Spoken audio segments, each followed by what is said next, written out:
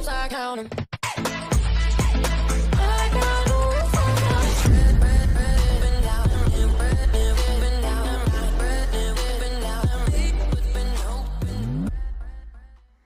Assalamualaikum warahmatullahi wabarakatuh.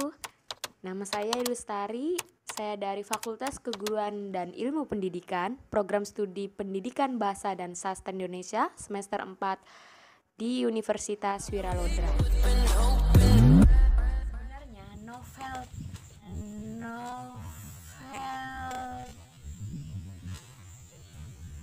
Sebenarnya novel Lembut ini adalah novel duologi dari novel Clear Slindet. Nah, dari novel Clear Slindet itu banyak sekali cerita yang masih mengambang dan masih menimbulkan tanda tanya besar, yang mana semua jawaban-jawaban dari cerita Clear Slindet itu yang masih menggantung semuanya terjawab tuntas di novel Lembut ini. Untuk itu, untuk mengupas semua ceritanya, untuk mengetahui semua ceritanya, yaitu kalian harus membaca Clear Slindet dan novel Lembut ini. Kedua novel tersebut harus dibaca.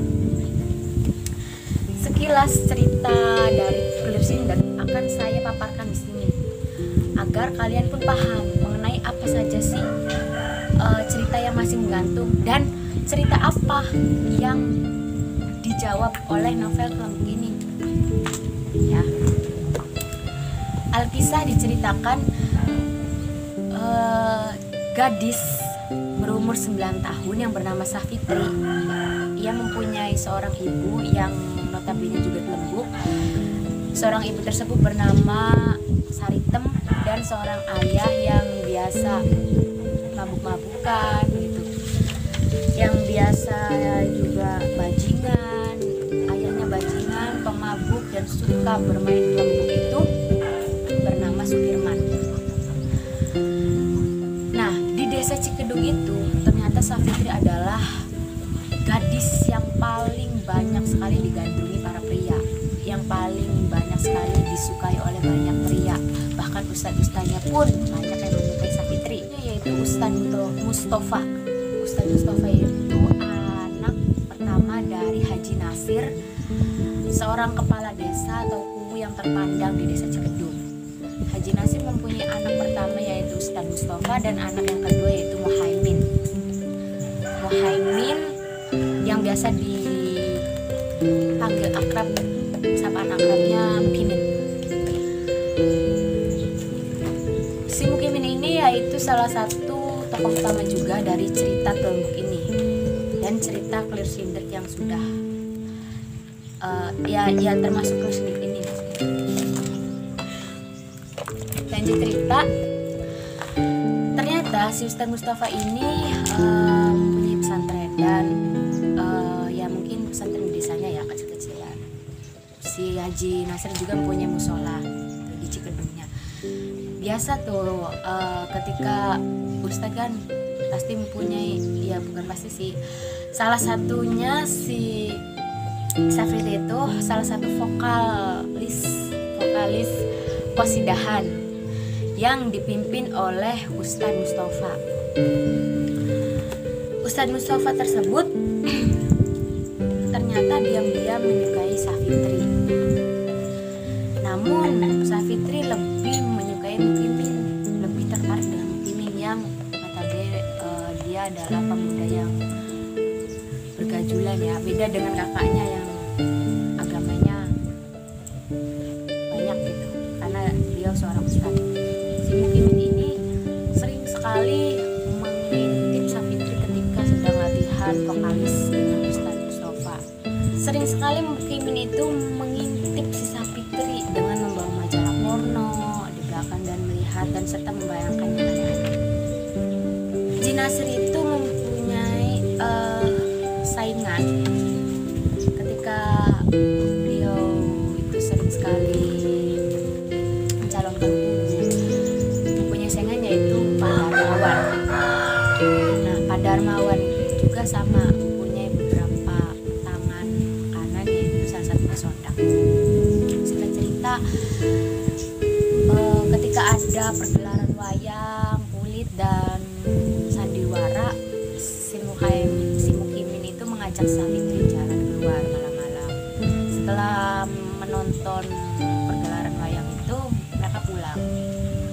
berdua jalan rapi gitu ya. Di pertengahan jalan sebelum Savitri sampai ke rumah itu ternyata si Mukimin itu takut sekali dipergoki oleh kakaknya si Ustadz Mustafa, karena Mukimin tahu si kakaknya juga diam-diam bajingan kepala itu gitu ya, karena dia sangat benci dengan kakaknya. Dia menyukai si Savitri. Akhirnya si Mukimin itu pamit duluan gitu, tidak mengantarkan Savitri sampai rumah. Di tengah perjalanan si Savitri itu ternyata dibungkam oleh beberapa orang ya, oleh beberapa orang pemuda itu, bukan hanya satu, dan dibawa ke sawah-sawahan. Di persawahan yang notabene setelah panen masih ada beberapa dalamnya, di situ saat dipekep dipaksa untuk mati badannya.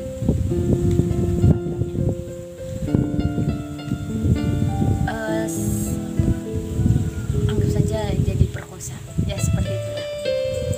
Nah, ketika Savitri diperkosa ini, dia sudah tidak kuat lagi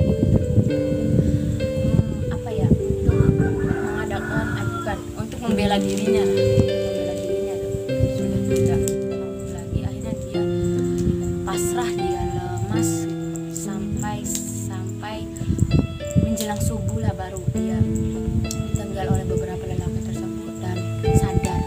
Sebelum subuh dia cepat-cepat mengambil bajunya, kan dia ketika tersadar itu sudah tidak berbusana lagi. Dia langsung pulang dan di situ dia mulai merenung, namun sering memikirkan nasibnya akan seperti apa, karena di malam keparat itulah Savitri sudah tidak mempunyai harga diri lagi. Harga diri sudah diambil paksa oleh beberapa lelaki tersebut. Nah, ketika Savitri merenung, beberapa hari kemudian ada pertunjukan organ, ada panggung dangdut. Nah, disitulah Savitri joget kesyatanan, ikutan joget, terus juga dia ikut menyanyi dan disambut beberapa lelaki. Namun ada salah satu dua tiganya yang memang suka sekali dengan bodinya Savitri. Nah, disitulah salah satunya Haji Caca itu sempat melihat ada keganjalan di perutnya Savitri yang mungkin membesar. Nah, si Haji Caca ini langsung melaporkan ke bapaknya si Sukirman, karena mungkin dekat ya dengan bapak. Di tempat kejadian itulah Sukirman langsung menanyakan kondisi Savitri yang sebenarnya, apakah dia benar hamil. Dan seketika si bapaknya Savitri membuka perut Savitri dan akhirnya, wah iya benar saya hamil. Savitri mengaku bahwasanya dirinya itu benar-benar hamil. Dan seketika semua orang itu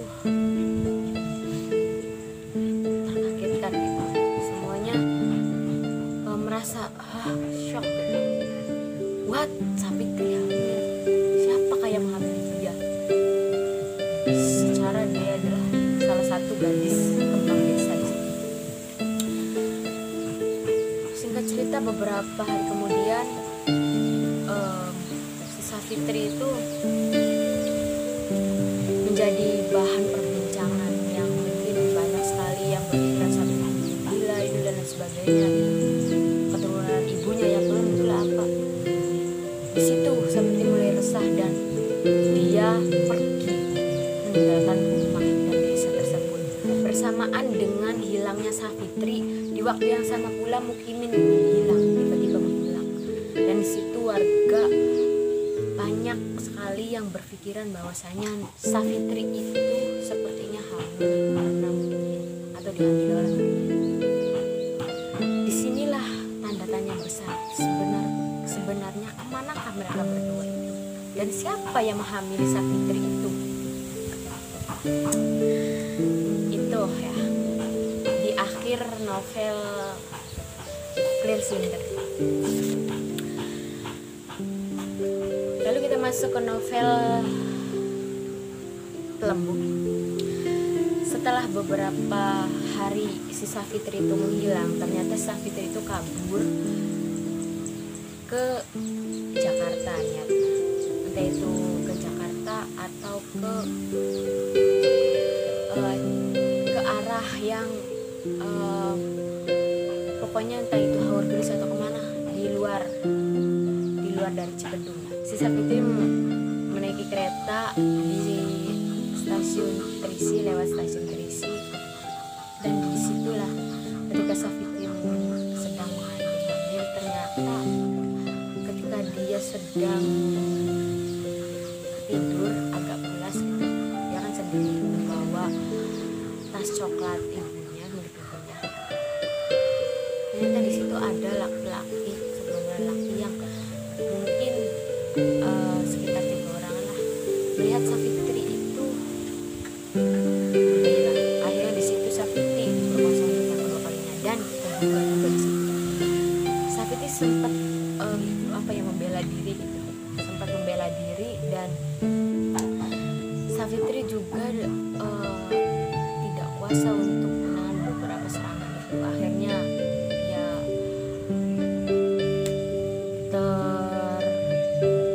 terbabit dan jatuh di situ, dan akhirnya beberapa darah pun keluar. Beberapa gerombolan lelaki itu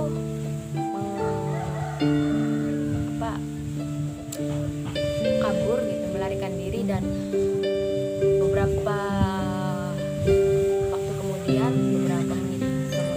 ada seorang nenek mengetahui bahwasanya ada kejadian seperti itu. Si Savitri tergeletak dengan darah. Nah, si Savitri ini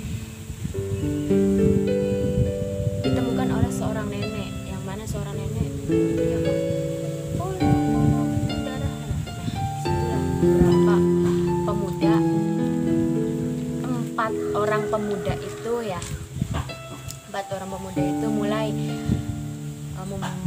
membantu si Savitri, menolong. Lalu ada salah satu pemuda yang membawa Savitri ke rumah sakit. Disitulah Savitri mulai ditolong dan dibawa ke rumah si lelaki tersebut. Lelaki tersebut bernama Darto, nama aslinya, yang biasa dipanggil dengan sapaan akrab Mang Alek. Perawakan Mang Alek sedang, kulitnya sawo matang, dan di bagian dagu kirinya juga ada tai lalat. Meski Mang Alek tidak terlalu tampan, namun sepertinya Mang Alek mirip dengan bintang film Alex yang agak cool dikit gitu. Di Mang Alek ini dia membawa Savitri ke rumahnya, entah itu rumah atau kosannya, tapi yang jelas rumah. Meskipun dia tahu si Savitri itu bukan siapa-siapanya dia. Nah, si Savitri ini merasakan kayak ya ketika saya sudah ditolong, ya mungkin saya akan segera pergi dari tempat itu. Tapi Mang Alek ini ada niatan untuk mengantarkan Savitri pulang. Otomatis dong Savitri tidak mau. Savitri tidak mau pulang. Dan ketika itu juga ya sudah, akhirnya Savitri tinggal di situ dengan alasan Mang Alek ya kalaupun nanti dari para tetangganya itu menanyakan kepada dia, ya mungkin dia akan menjawab si Savitri itu adalah bakal calonnya, entah itu tunangan atau dan sebagainya. Nah, singkat cerita, si Savitri itu mungkin karena dorongannya dia juga ya, dia kan kebetulan tuh karena pasca itu pendarahan di kereta, akhirnya dia ikut ke Mang Alek, ikut beberapa malam gitu. Ketika Mang Alek itu sering kayak di warung remang-remang gitu, Cileke, di CI atau Cileke, disitulah Mang Alek dengan para teman-temannya, dengan wanita juga mabuk dan sebagainya. Mang Alek itu menamainya itu dengan sebutan Susi. Nama awal dari si Savitri itu Susi. Jadi hilanglah tuh nama Savitri, berganti dengan nama Susi. Si Susi ini ya dia diam gitu, dan sebagainya, karena dia juga jujur mungkin baru tahu tempat seperti itu. Beberapa malam sampai dia sempat ikut, akhirnya dia terbiasa dengan dunia yang seperti itu, dan lain sebagainya. Dia mungkin agak iri karena Mang Alek itu lebih suka bermain dengan beberapa tuan lain, dengan beberapa wanita lain ketimbang dengan dirinya. Bahkan untuk bercinta pun tidak pernah bersama si Susi ini. Lalu lanjut beberapa waktu, dari nama Susi itu bergantilah menjadi nama Diva. Nah, baru ketika ada nama Diva ini, si Diva ya kan yang terbiasa Fitri, Susi, lalu Diva. Si Diva ini diperkenalkan oleh Mang Alex dengan Mak Dayem. Mak Dayem ini yang bisa disebut sih sebagai germo atau ya inilah yang paling senior lah. Dia paham trik-triknya menjadi kelembuk itu seperti apa ya, paham gitu intinya trik-trik menjadi kelembuk yang mahir dan banyak sekali yang minat itu seperti apa. Akhirnya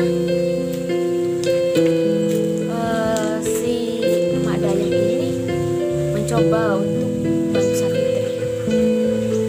Diberilah tuh ritual kayak seperti mandi dan lain sebagainya. Pas sekali di malam ke-14 atau ke-17 purnama itu, ya, si Savitri itu dimandikan oleh Mak Dayem. Dimandikan bunga 7 rupa ya. Di situ benar-benar Mak Dayem itu ya memberikan ritual yang sebenar-benarnya dengan beberapa mantra-mantra Mak Dayem ya, dengan beberapa mantra-mantra. Dan di malam ke-7 Diva dimandikan di sungai dengan cahaya bulan yang sedikit terang benderang ya, di sepertiga malam itu ya, di sepertiga bulan yang sedang terang benderang. Sungai terakhir itu sebagai syarat dari ritual tersebut. Akhirnya sampai ke seluruh tubuhnya ya, dan akhirnya setelah selesai ritual tersebut diberikan mantra tuh oleh serta Diva juga harus memakan beberapa bunga sampai genap 7 Diva sampai hari ke-7 ya, pokoknya sampai hari ke-7 itu. Nah, di situ ada salah satu syarat yang memang Diva itu tidak boleh melanggarnya. Diva itu tidak boleh melakukan itu atau melakukan prostitusi itu tidak boleh di malam kelahirannya karena itu akan berakibat fatal. Seperti itu. Akhirnya Diva mencoba untuk melakukannya setelah diberikan ritual, diberikan mantra-mantra dan jampi-jampi serta lain sebagainya lah. Diva diajari bahwasanya jadi kelembuk itu memang tidak mudah, tidak boleh polosan, harus mempunyai beberapa amat memikat mungkin, tapi bukan sosok juga. Nah, mulailah Diva diajarkan oleh Mak Dayem bagaimana senyum, bagaimana berjalan dan sebagainya. Tapi diajarkan bagaimana menjadi seorang wanita yang mahal dengan kalian, karena itu kan muncul dari tidak murahan. Sempat beberapa kali Diva mencoba berjalan masih agak gimana gitu, agak mungkin. Nah, untuk yang beberapa kalinya Diva mencoba untuk tersenyum ikhlas cinta itu kepada seorang lelaki yang dia cinta ataupun tidak, pokoknya harus ikhlas. Dan disitulah Diva untuk terbiasa untuk memberikan senyum yang manis pada semua lelaki.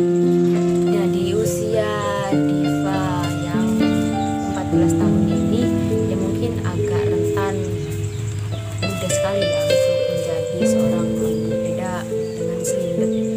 Selindet itu kan seorang wanita muda, seorang gadis yang masih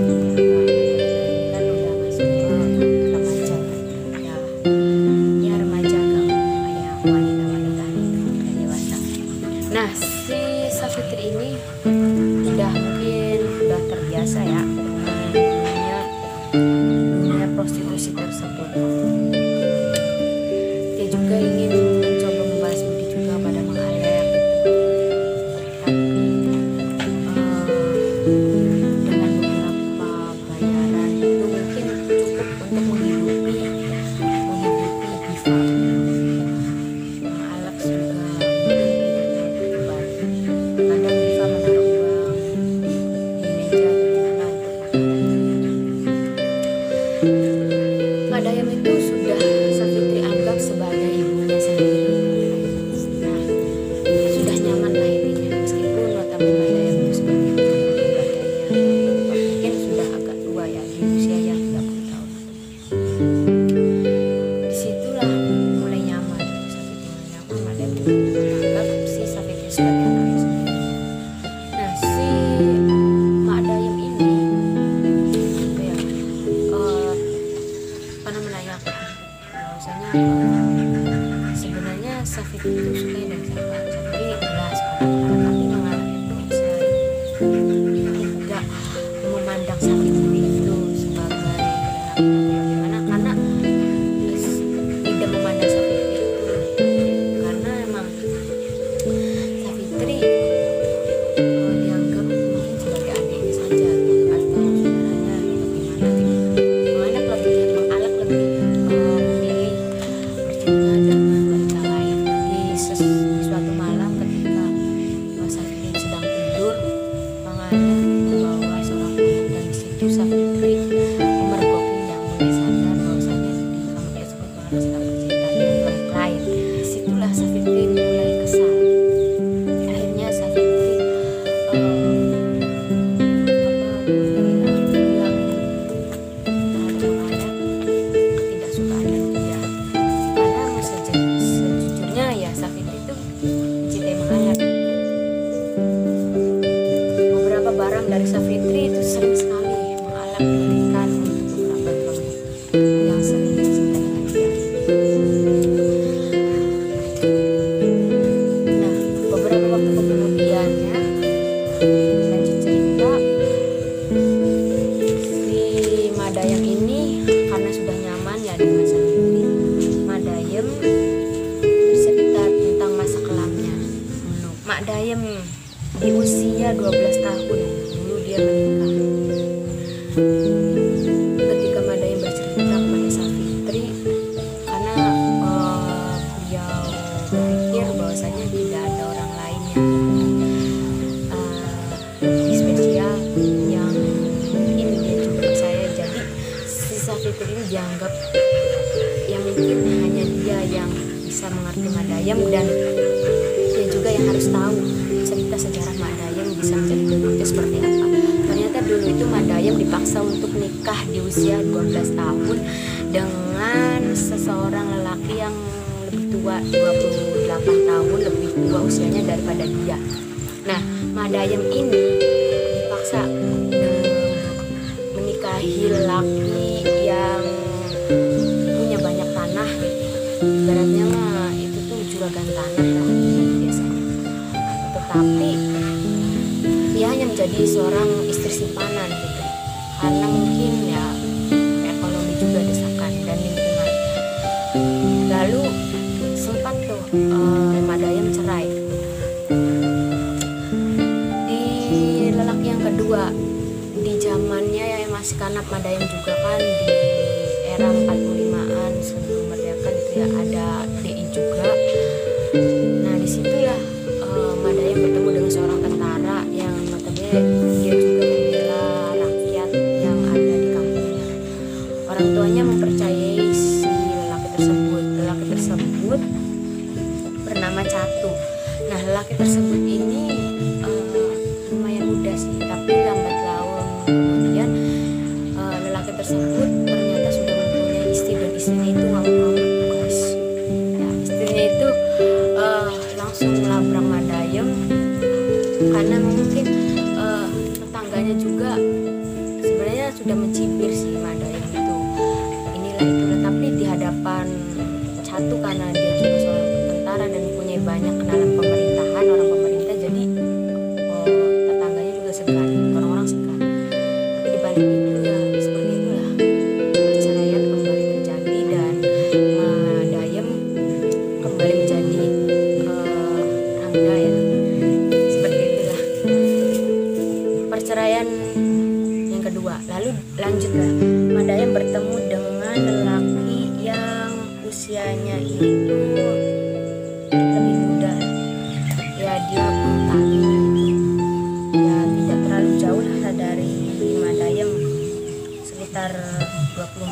karena namun di situ lagi-lagi Mak Dayem merasa seperti apa ya, ya mungkin karena dia juga tidak hamil-hamil gitu, akhirnya lelakinya itu merasa bosan. 4 tahun ya dia jalani, nah ketika 2 tahun merasa bosan dan akhirnya lelakinya itu mencari wanita lain, kepergok lah di Cinegeri Indah. Di situ ada yang merasa kesal dan beliau bertemu ketika dia ingin ke Jakarta gitu bersama dengan teman bapaknya. Beliau bertemu lah dengan beberapa lelaki di situ dan dipekerjakan sebagai PSK atau EPS. Di situ dia mulai tertarik dengan dunia pembukaan. Dia mulai lah kayak bekerja sebagai lembut di situ. Ya, jadi selama Diva itu telah melakukan ritual itu, selama dia juga menjaga salah satunya yang tidak diperbolehkan atau hal yang paling terlarang dari Mak Dayem yang dilarang itu, Diva menjadi salah satu primadona di situ yang mungkin banyak sekali lelaki yang memang membayar dia lebih, banyak sekali pelanggannya. Diva sangat terkenal sekali dan dari situlah Diva merasa laris sekali, laris manis, sampai beberapa telembuk yang lain pun merasa tersaingi oleh dia. Banyak para pelacur dan para telembuk yang memang membenci dia hanya karena dia itu banyak peminatnya, sampai Mak Dayem harus mengundang seseorang yang memang bisa untuk mengusir. Banyak yang menyantet Diva, banyak yang mengirim apalah itulah susu Diva atau apa. Banyak yang ngomong kalau si Diva itu membawa susu dan sebagainya, padahal tidak. Nah, dari situlah Mak Dayem itu mencoba untuk melindungi Diva. Beberapa waktu kemudian timbullah berita mengenai meninggalnya Mak Dayem. Saat itu Mak Dayem ditemukan sudah meninggal. Ketika ada seorang petani yang sedang mengecek airnya di sawah. Nah, ketika itu juga bersamaan dengan petani itu yang memang sedang membuka saluran air yang dikiranya itu batu, ternyata itu adalah kepala seseorang. Dan disitulah dia mulai panik, teriak mencari pertolongan orang. Ketika dia teriak, ternyata ada seorang beca, ya mamang beca yang sedang lewat di situ. Sontak dia, tolong. Dia ngomong beca ini tahu kalau ternyata ketika ditarik kepala itu, mamang beca itu melihat wajahnya itu terlihat jadi itu Mak Dayem dengan posisi tubuhnya yang sudah kaku, biru dan ibaratnya sudah meninggal lah. Di situ posisinya Mak Dayem itu perutnya sudah sobek karena difight oleh benda tajam, ususnya sudah keluar, darahnya yang kemana-mana ke pakaiannya, dan juga dengan posisi tubuh Mak Dayem yang memang sudah terwujud. Dari situ mungkin kematian Mak Dayem banyak sekali kan para pelacur PSK dan kelahiran tidak menyukai keberadaan Diva. Pertama mungkin salah satunya Mak Dayem dengan seperti itu. Di lain cerita, ketika kita membahas keluarga Savitri, Savitri masih berganti dengan nama Diva. Jadi Diva ini niatan dia untuk mengganti nama Savitri itu agar mengelabui seseorang yang mungkin dulu pernah kenal dengan dia. Dari Diva menjadi Desta, Diva Fiesta. Ketika Mak Dayem pernah mencoba menyanyi, mungkin juga beberapa para laki dan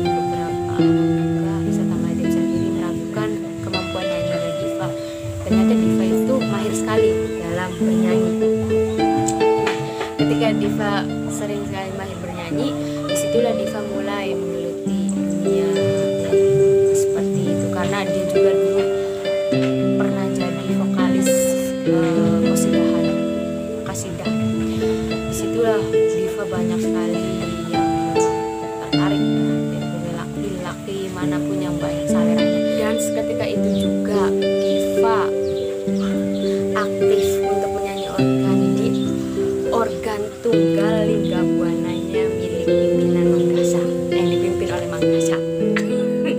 Ya disitulah Diva mulai bergelut. Siang dia seperti itu, malam dia prostitusi juga jalan ya di Cilegon Indah itu.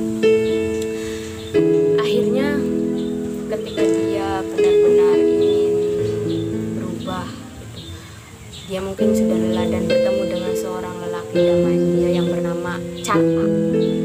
Ya, meskipunnya dia itu apa ya ibaratnya tidak mempunyai pekerjaan yang tetap, dia suka mengirim-ngirimkan barang dengan bosnya, tapi di situ dia merasa nyaman dengan Carta. Singkat cerita, si Carta ini mempunyai bos, dan disitulah ketika Diva, Carta dan bosnya sedang mabuk-mabukan sampai paginya. Awalnya sih si Carta tidak mau diajakin untuk cobain pilnya karena mungkin dia ingin bersama Diva, tapi ketika bosnya itu mencoba untuk mendahulunya, akhirnya Carta dengan Diva yang mabuk dan semuanya mabuk, dan entahlah apa yang terjadi di situ. Beberapa hari kemudian Diva ingin mengabarkan tentang kabar baiknya, ya, tentang kabar baiknya karena dia juga sudah jauh dari Mak Alex, sudah tidak punya siapa-siapa lagi karena Mak Dayung juga sudah meninggal. Akhirnya Diva cuma dengan Carta, dan Carta juga sedang jauh ke Jakarta kerja di luar kota. Dia menunggu kedatangan Diva untuk mengatakan mengenai perihal kabar baiknya. Setelah beberapa waktu kemudian, si Diva Fiesta ini ingin berbicara kepada si Carta. Si Diva ini hanya biasa diantar dengan ojek setianya, yaitu Mang Kaslan. Mang Kaslan itu mempunyai 4 orang anak. Yang pertama itu kelas 6 SD, yang keduanya itu kelas 4 SD, yang ketiga 4 tahun, yang kelima 8 bulan. Ya jelas Mang Kaslan hanya menyandarkan uang dari hasil dia mengojek. Salah satunya ya menjadi ojek setianya Diva. Di waktu yang bersamaan juga, ketika temannya Mang Karta itu, Mang Furkon atau Mang Furkon itu coba untuk mengungkapkannya kepada Pak, ketika teman dari Karta itu memberikan pesan kepada Diva, sempatlah si Karta menitipkan surat ke Diva. Ternyata emang dia mempunyai niat untuk membawa Diva ke Jakarta. Ketika Diva sedang bersama Mang Kaslan, diantarlah Diva ke rumahnya ke Cikedung, dan ketika itu juga si Diva itu ingin menemui Karta, namun dia lupa baru bisa membuka surat tersebut. Akhirnya dia buka, dan itulah isinya bahwasanya si Karta itu ingin bawa dia ke Jakarta. Akhirnya dia ingin bertemu dengan ibunya terlebih dahulu, menemuinya lewat Gofar. Dari situ juga si Diva baru paham dan tahu betul bahwasanya si Gofar itu memberitahukan kalau ayahnya itu sudah meninggal gara-gara oplosan pada waktu malam itulah ulahnya hasil traktiran dari si sondak tersebut. Makanya Savitri juga sangat kaget, dan dengan kabar lainnya juga yang buruk menimpa ibunya, yaitu saat ini ibunya juga sudah mengalami stroke gitu, yang mana akibat diabetes, sudah penyakit diabetes mellitus. Lanjut, ketika Savitri itu benar-benar terpukul, dia ingin sekali, harapan yang terbaiknya ya hanya ingin Karta menikahinya, dan akhirnya dia menunggu kabar dari Karta. Setelah itu si Karta ini tidak kunjung tiba gitu, sampai di kabar yang kedua mengenai Karta ternyata tidak sampai. Ternyata yang memberitahu itu Mangkaslan juga agak gugup. Diberitahukanlah Mangkaslan dari temannya Gulfar, temannya si Karta ini. Mangkaslan memberitahulah ke Diva, ke temannya Diva, ya dia memberitahu bahwasanya si Karta itu di penjara. Dia di penjara akibat tuduhan bahwasanya dia itu penjualan prostitusi, menjual wanita, menjual gadis. Padahal di situ kata dia apa ibaratnya di fitnah sama bosnya, dan yang menghamili Safitri itu bosnya. Safitri kaget dong ketika dia itu sudah hamil. Dia ingin sekali si Karta ini mengakui bahwasanya itu adalah anaknya. Ternyata si Karta berbicara bahwasanya dia itu mandul dan itu bukan anak dia. Dia tidak mengakui. Dan yang ditangkap oleh Karta waktu bosnya itu berbicara mengenai malam waktu itu yang dia mabuk orang bertiga itu, 3 orang itu, ya ternyata Safitri itu hamil itu karena bosnya. Dan di situ Safitri benar-benar kecewa, bajingan kepala semuanya keluar, dan di situ dia tidak mau melunasi Karta. Tadinya dia ingin menebus Karta, ingin bawa pulang dan ingin menikahinya, tetapi di situ benar-benar Safitri benar-benar terpukul. Akhirnya dia pulang setelah merawat ibunya jadi manajer. Dia sempat ingin ke Jakarta tapi tidak jadi karena kejadian itu. Ingin ke Harbour juga tapi tidak jadi. Lanjut cerita, dia benar-benar terpukul sekali ya. Ketika kenapa sih si Diva itu ingin pulang ke desa Cikedung itu, karena dia bertemu dengan temannya yang di masa dulu itu, yang dia juga senang di cerita yang sama namun di latar yang berbeda. Seorang mukimin yang tadinya menghilang ternyata beberapa 4 hari setelah pemilunya bapaknya itu, pemilihan ya, yang sontak, bapaknya itu berlawanan dengan Pak Darmawan yang katanya adalah sondak. Nah, bapaknya ini kalah oleh Pak Darmawan, akhirnya yang jadi Pak Darmawan. Nah, 4 hari setelah pemilihan Kongo itu barulah kepulangan si Mukimin itu. Dan di situ ya mungkin yang tahu kenapa Mukimin pergi itu hanya bapak dan keluarga saja. Mukimin itu pergi dikirim ke pondok pesantren di Cirebon. Ya disitulah Mukimin belajar tentang agama, dan selama itu Mukimin memang benar-benar ingin mewujud cita-citanya, yaitu cita-cita ayahnya dan cita-cita kecil dia, ingin menjadi ustaz terkenal dan kondang di desanya, dan mungkin bisa jadi di luar kota. Nah, si Mukimin tiba-tiba bertemu dengan seorang wanita yang mungkin dia juga naksir juga dengan si wanita ini. Nama gadis itu bernama Umi. Dia memang wanita yang sangat cantik. Dia adalah salah satu orang atau wanita dan gadis kepercayaan dari Pak Kiai.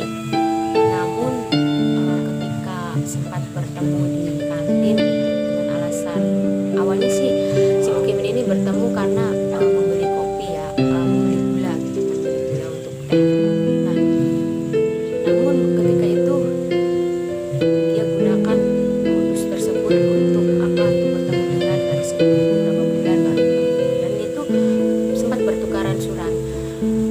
Di surat balasan yang kedua barulah tahu bahwasanya si Mukimin itu memang sudah suka ke dia, dan si gadisnya itu hanya merespon biasa saja. Tiba-tiba di tengah malam temannya itu mengetuk gitu, memberikan informasi bahwasanya si Umi itu sudah dijodohkan oleh lelaki pilihan dari Pak Ustadz. Di situ Mukimin merasa kesal sekali. Dia merasa tidak berguna lah intinya. Dia keluar, dia kabur dari pondoknya, dan akhirnya si Mukimin ini kembali lagi ke desa yang seperti itu, bahkan lebih parah. Dia mabuk-mabukan, dia pelacur, dia suka bermain dengan lembu dan lain sebagainya, bajingan lainnya. Singkat cerita, dia berteman dengan Aan, Gofar dan Keriting. Nah, si Aan juga sama, dia juga selain Budi, Gofar dan Aan. Nah, ketiga ini juga mempunyai cita-cita yang sama, menjadi kiai kondang. Si Aan juga 4 tahun menyantren gitu, sekolah pesantren di Yogyakarta. Ketika dia pulang ya, dia masih dengan ilmu agamanya kuat gitu, meskipun pergaulannya seperti itu. Dia memang sudah suka dari dulu dengan si Safitri. Nah, ketika dia bertemu dengan Diva di organ tunggal ya, dia mengikuti beberapa organ tunggal ya, dia mulai tertarik. Ternyata disitulah Gofar, Aan dan Keriting, Oki serta si Aan sendiri selalu, terutama si Aan yang selalu memperhatikan si Diva. Apakah itu sebenarnya Safitri atau bukan? Ketika malam Diva, setelah pulangnya Diva dari organ tunggal itu, Diva dibonceng oleh Mang Aslan. Tiba-tiba dihentikan di tengah jalan, ada yang mengikuti dari belakang. Ternyata 3 orang itu ya Aan, Keriting dan Gofar. Terutama sih si Gofar yang memang memanggil namanya Safitri. Safitri saya nggak kenal, padahal Diva itu tahu bahwasanya Safitri itu nama dulu. Dan itulah awal kenapa Diva yang pada saat itu ingin mencoba ingin pulang lagi ke Padang, ingin menggali informasi mengenai keluarganya. Di situ mencari informasi mengenai keluarganya. Nah, berbicara mengenai politik ya, sendiri nggak ada urusan politik, bahwasanya yang namanya kekuasaan harus dijaga. Tapi di pemerintahan atau di jabatan kepala umumnya itu, waktu itu yang jadi Pak Darmawan. Pak Darmawan sempat mengalami stres payah, dia bolak-balik terus ke Cigading Indah dan dengan sondak hanya untuk mencari satu orang wanita. Dia mungkin kayak orang di guna-guna atau bagaimana ya, sampai sempat keluarganya dan sondak juga memanggil Kiai Sadali. Kiai Sadali ini dia bisa mencoba untuk membantu pengobatan alternatif gitu. Apakah ia benar ada yang mengguna-guna atau ada yang menyantet atau bagian dan lain sebagainya gitu. Ternyata tidak gitu. Sempat dia mengurung di kamar kan si Pak Darmawan ini, dan sempat hanya ada berdua gitu. Hanya ada Kiai Sadali dan Pak Darmawan. Disitulah terbongkar bahwasanya Pak Darmawan itu terlalu merenung dan seperti itu, terlalu memikirkan hal-hal yang di luar kehidupannya itu, karena dia itu berhutang. Dia belum membayar ketika dia melakukan prostitusi dengan wanita dengan SK lah ya. Dari situ makanya pakai Sadali yang mengikhlaskan dan kita itu sudah untuk membayar itu.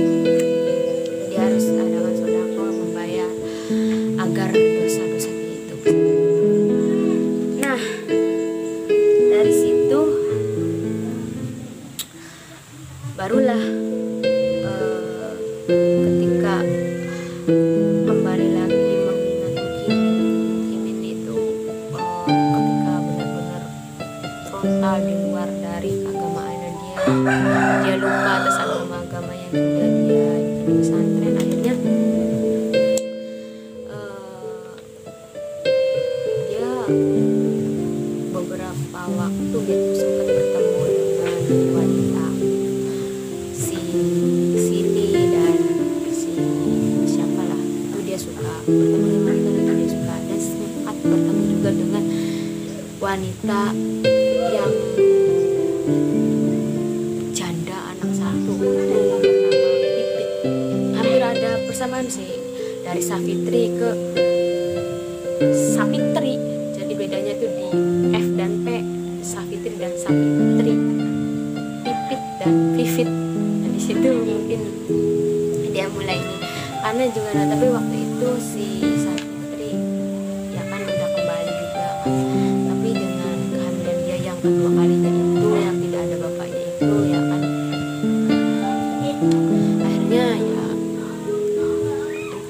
si janda itu Savitri benar atau bukan, itu masih menjadi pertanyaan kecil sih sebenarnya. Tapi di situ memang Savitri udah menyiapkan untuk mengabdi ke ibunya, untuk membantu ibunya, untuk ya menjaga bersama ibunya. Nah itu gimana? Nah keberadaan si Pipit ini ya dia berdiam diri di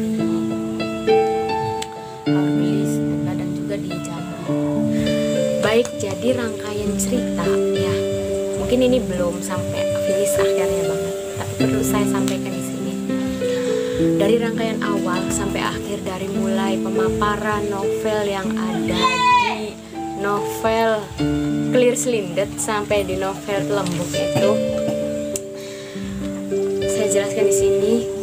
Mungkin yang jadi permasalahan terbesar Savitri dan menjadi permasalahan terbesar kalian sebagai orang yang mungkin penasaran kenapa sih Savitri itu bisa seperti itu, hamil dan sebagainya. Hamil itu karena siapa? Nah, di sini saya ingin menjelaskan bahwasanya sebenarnya si Savitri itu hamil awal itu karena dihamili oleh Sondak.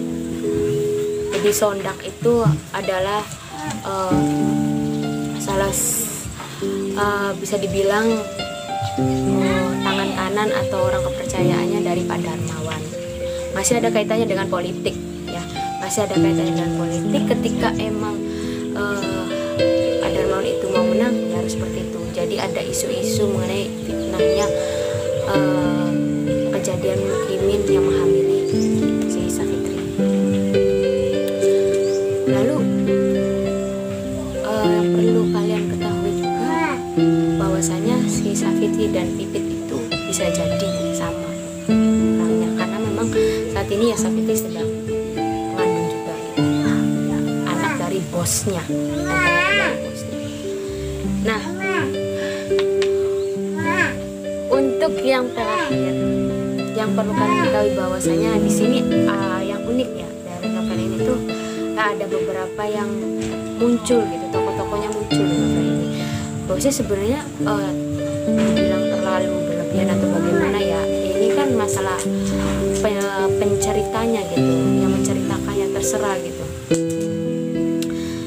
bebas-bebas mereka merangkai, karena ya namanya cerita fiksi itu ya terserah yang merangkai gitu kan.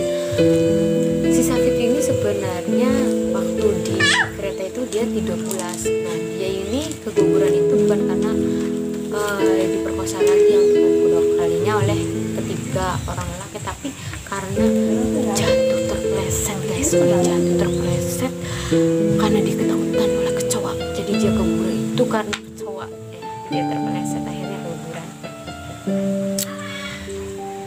Nah untuk menjelaskan di sini sebenarnya si Aan ini adalah mahasiswa.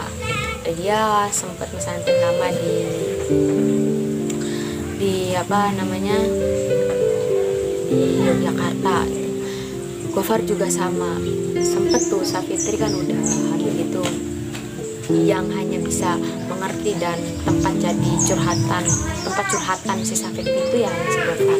Ternyata si Savitri itu diam-diam memperhatikan Gofar, dan Gofar juga mempunyai rasa cinta gitu pada Savitri.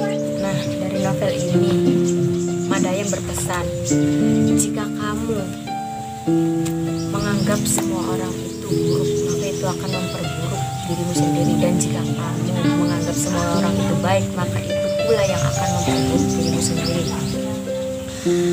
Biar kamu tahu bahwa terkadang seseorang pun dipaksa untuk melakukan dosa, karena pada hakikatnya lembut itu tidak diciptakan, tapi tercipta karena desakan penyimpangan lingkungan atas beberapa masalah-masalah yang mungkin mendesak dia, terutama permasalahan yang ada di lingkungan. Kata Savitri, kalian bisa mengubah nasib seseorang jauh lebih buruk. Itulah mulut. Kalian boleh tertawa, menertawakan diri sendiri kan. Pasti kalian ingin tahu siapa yang menghamiliku. Kenapa kalian harus tahu? Sepenting itukah aku bagi kalian? Lalu ketika kalian tahu siapa yang menghamiliku, kalian akan merasa puas. Halaman 192. Dan bagi saya cerita Tiongkok ini adalah cerita yang paling jujur, dimana memang tidak ada yang menghakimi, tidak ada yang mendesak, dan tidak ada yang memikirkan bahwa itu hanya dilihat dari sisi dirinya saja. Di sini seorang penulis benar-benar netral, dan kita juga sebagai pembaca dibuatnya menjadi orang yang sangat penasaran dan terus penasaran. Dan ketika memang kita juga tidak ingin menghakimi, secara tidak sadar kita juga menghakimi, karena kita ingin tahu cerita aslinya seperti apa, bagaimana prosesnya seperti bisa menjadi bentuk seperti itu. Dan akhirnya terbongkar di akhir bahwasanya Safit itu ya hamil duluan itu ya karena malam kemarin tersebut, dan karena kejadian yang semua gadis pun tidak menginginkan itu terjadi dalam hidupnya. Intinya di dunia ini tidak ada yang sempurna, meskipun pada hakikatnya ada beberapa orang yang dinilai kita sangat buruk, tapi belum tentu di mata Tuhan itu buruk. Sekian dari saya, kurang dan lebihnya mohon maaf. Wabillahi taufiq wal hidayah. Wassalamualaikum warahmatullahi wabarakatuh. I think I'm falling for you.